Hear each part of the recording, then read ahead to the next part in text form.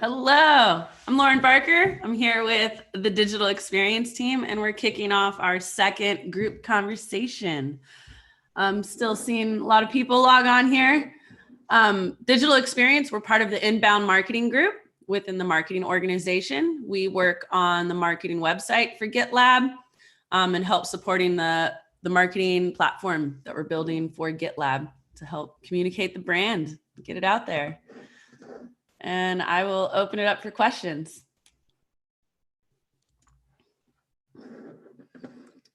Michael, do you want to vocalize your question? Yes, Lauren, I'd love to hear your opinion as one of the senior leaders of our team.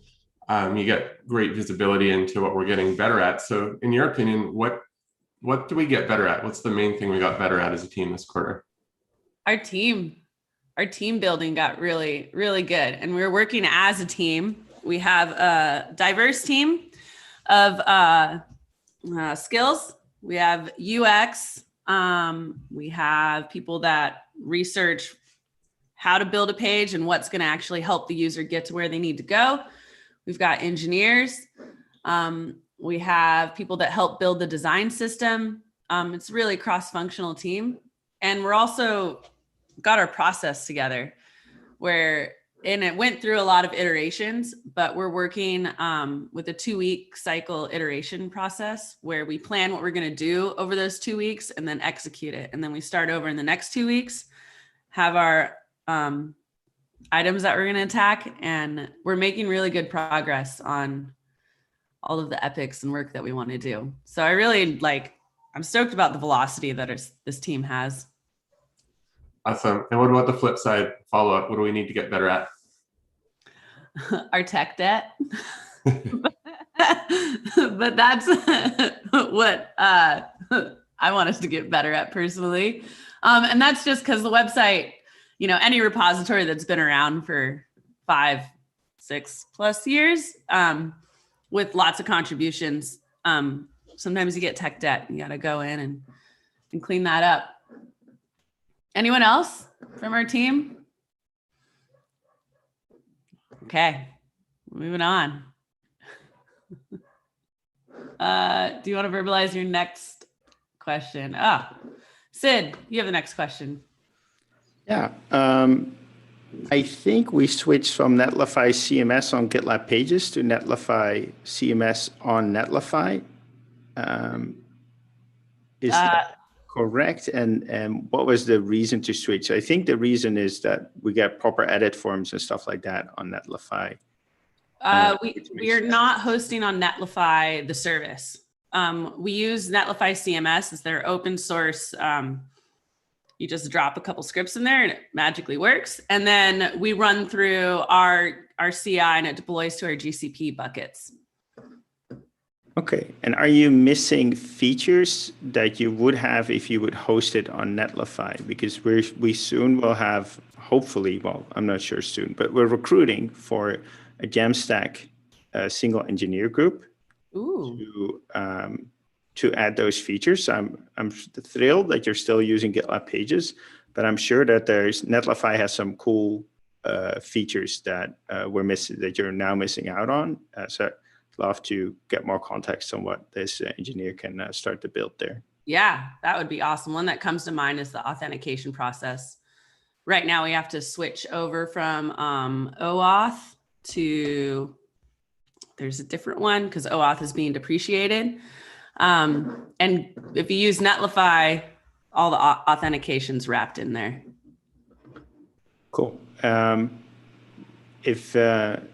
If there's an issue or something about that with more context, or even if you have to create one, please share it in the CEO channel, and I'll make sure that it lands as one of the first possible tasks for the single engineer group, which might take a while hiring because we're looking for very specific people. So it might take months or half a year before we hire someone. Mm. I really appreciate it, and I appreciate you sticking with GitLab Pages, and I'm going to try my best to help it improve.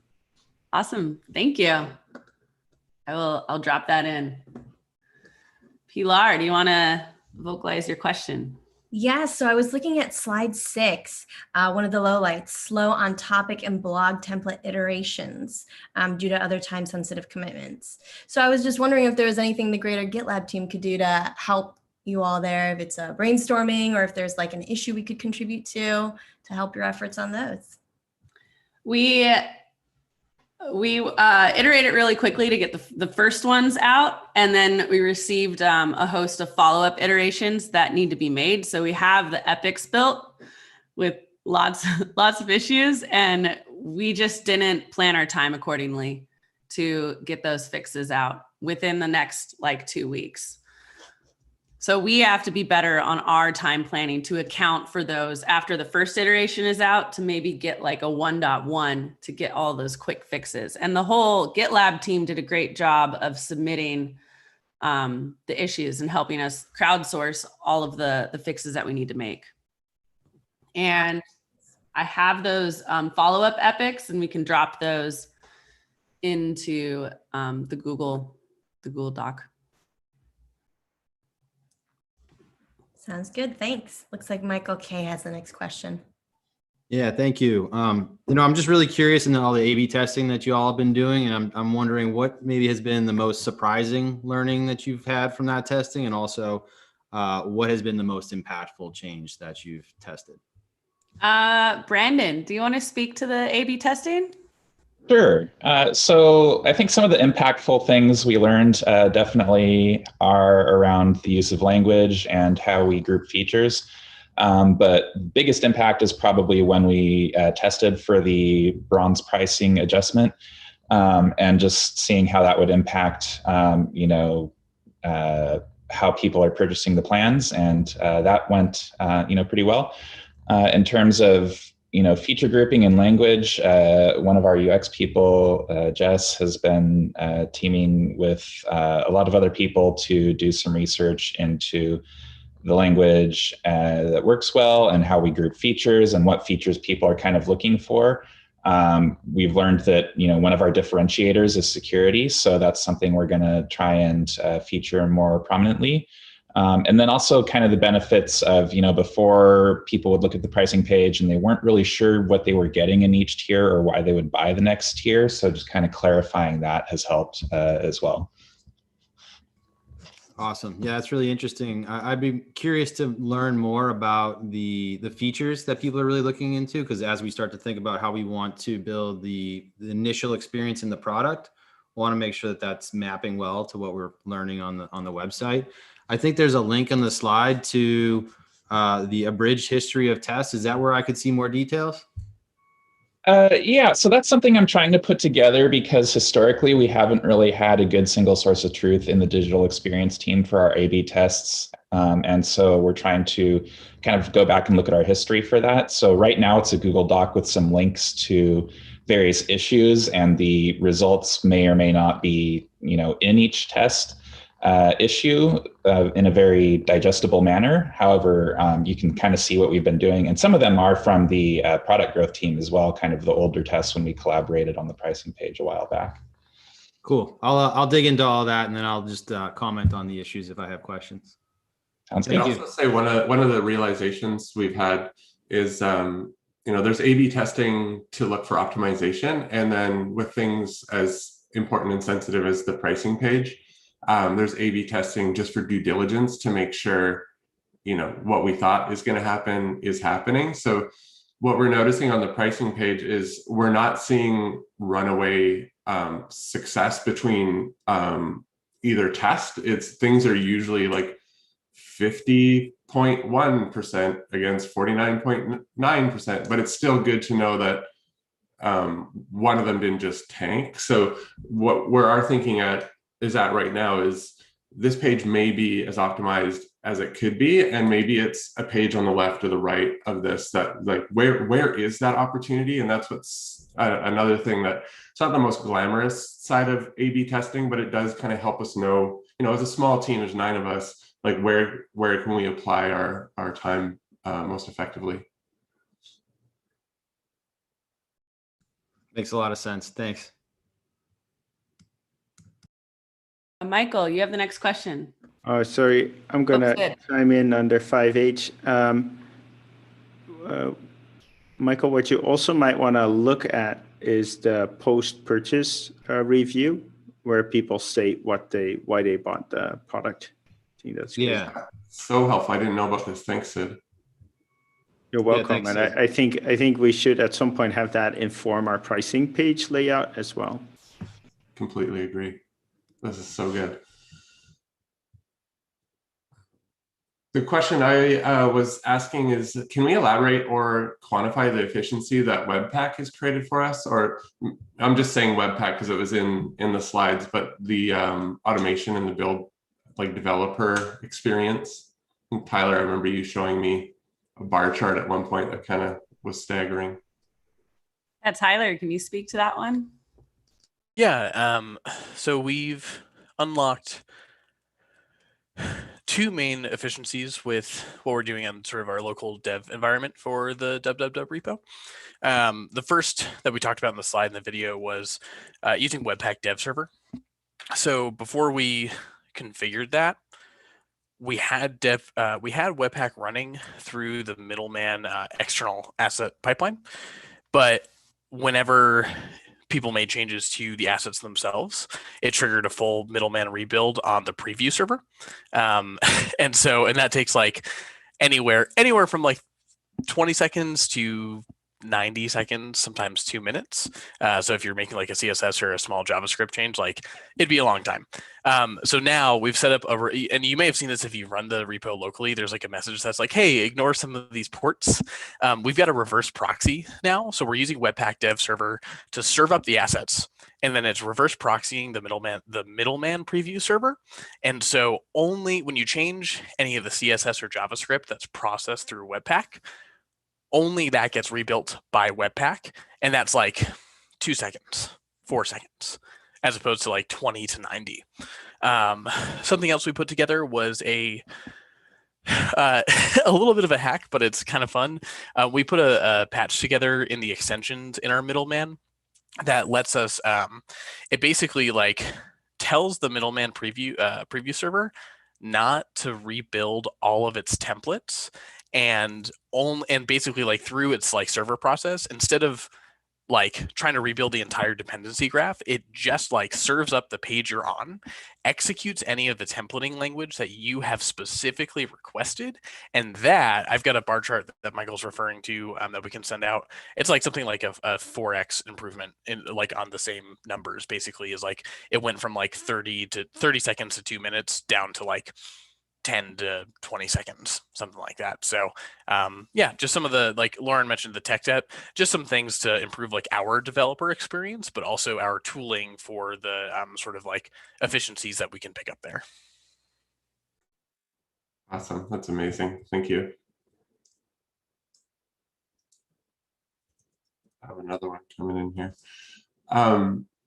Steven's not on the call. He's probably the one who's most likely to answer this, but I was just wondering if anyone on the team could talk to our plans for training people on Slippers, our design system. We've been using it now for a quarter and a bit, and I know it's been creating a lot of efficiency for us, and I'd love to share that with the rest of the team. So I'm curious, what are our plans? What does it look like for people to use it? And I'm really excited about getting our first open source contribution to a design component for Slippers, and I just love to see that happen next quarter. Like just having someone outside of GitLab design a button or design something, that would light me up. Javier on our team's done a great job of getting the repository built up and kind of architecting how this is going to work. So Javier, can you speak to Slippers? Yeah, for sure. I think that training people outside of our team is probably like that's the biggest challenge of having a design system, is having everyone follow it. I think part of that comes with convincing people that there's value in it. I think that sometimes it can be really difficult to do that, and people can be kind of stubborn about like what works best. I think part of it is just like a lot of hand holding. I think documentation is really nice, but in my experience, when it comes to design system related stuff, people really don't listen unless like you reach out to them specifically and give them as much guidance as they need. I think that like from our team's perspective, one of the big things that we should be looking out for is issues specifically in the www repo, because that's specifically where it's going to be used. I think that that's a big opportunity for us, is to like, you know, be a little more responsive with things that are happening in that space. Other than that, just continue to iterate on our documentation. I think that there's a lot of opportunity there to help people out with that kind of stuff. But again, I still believe that like reaching out to people is kind of like the big thing, because or else like the system won't ever get evangelized. And I think that's like where the big value comes with this kind of stuff. Right. That's a great idea. Especially Lauren, you've mentioned us, this team setting up office hours. Maybe that's what we could set up this quarter, is like a Slippers office hours to help people learn and integrate the design system. Office hours would be great. Okay, we figured it out.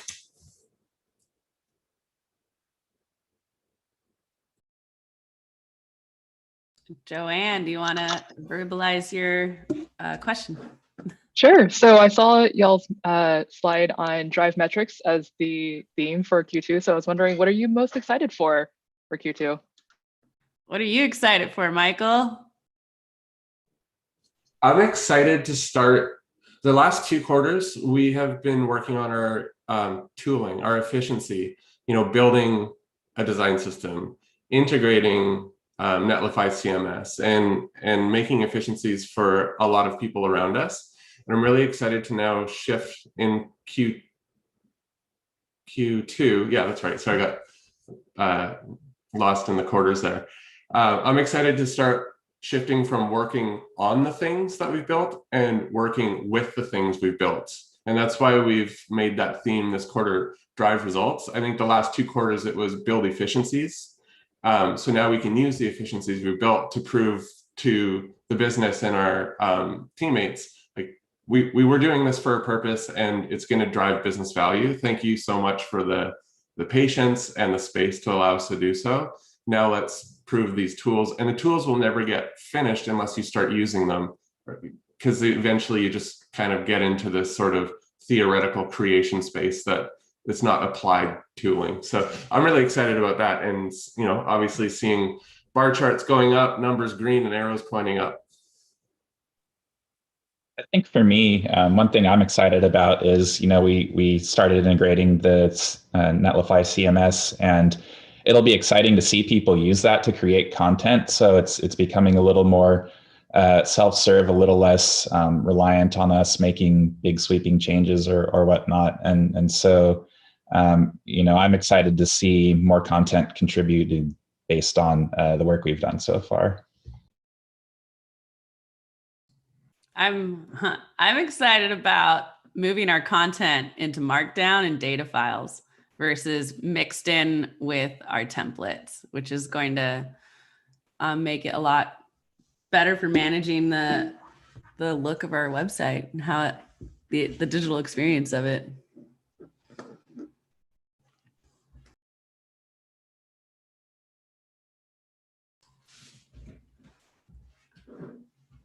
All right, I don't see any more questions.